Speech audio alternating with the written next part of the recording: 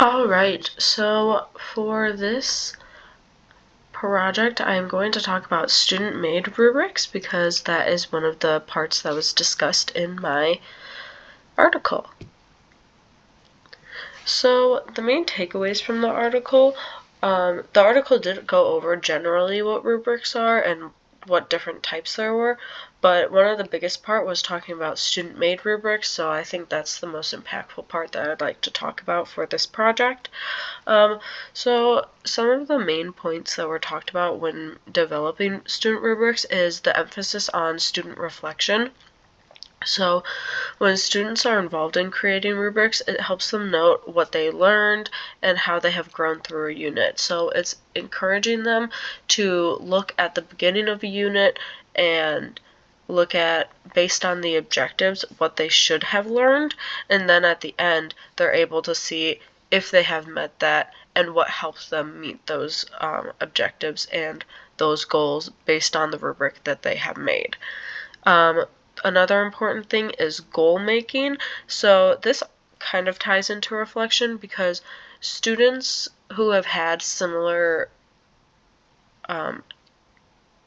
activities in the past or similar assignments in the past can look at those and see where they may need to improve for the next project. So it really emphasizes them making those goals as part of that rubric process, and it helps them get a more individualized education based on what they personally need to improve upon. So it puts that individualized learning at the top of priorities, which is really good to help students grow individually, which is hard to do if you have so many students. So the last part is engagement. So having students help create rubrics gives them a sense of control over their education. It's known that having more control or autonomy, individualism helps increase motivation and engagement because students have a sense of responsibility over their education.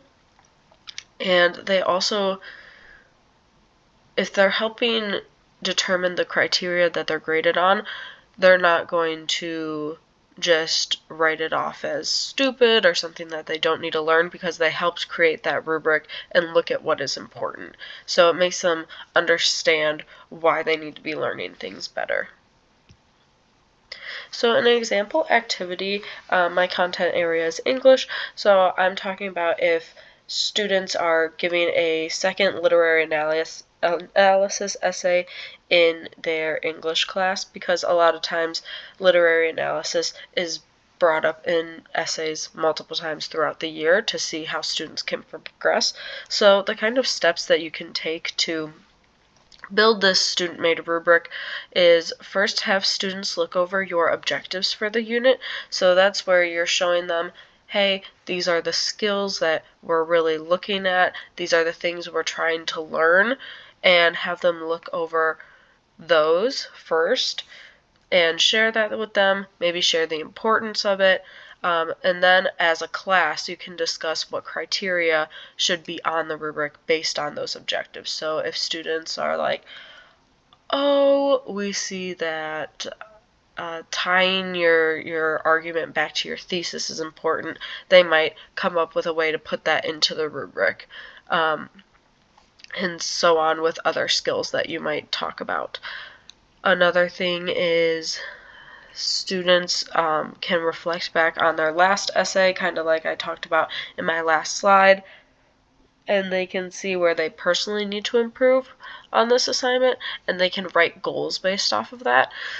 So maybe there's one specific point of criteria where they didn't succeed very much in the last essay, so they might write specifically that they are trying to improve in that area and they're really going to focus on that.